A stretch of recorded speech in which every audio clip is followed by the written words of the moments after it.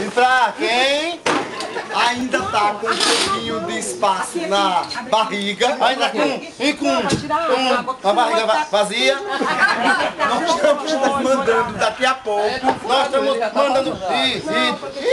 pouco, galinha cabidela, uma amiga da cabidela, oferecimento de Marencio, oferecimento de Marencio,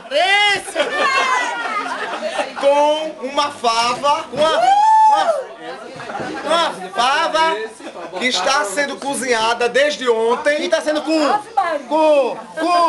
cozinhada e desde ontem pelo meu amigo Luiz. Pelo meu amigo Luiz.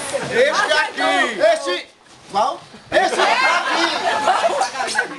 E teremos aí na mesa. E teremos aí na mesa. Vinagrete e fá. Tá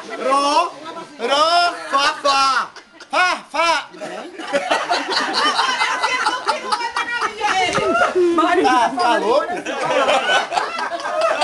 Sai daí.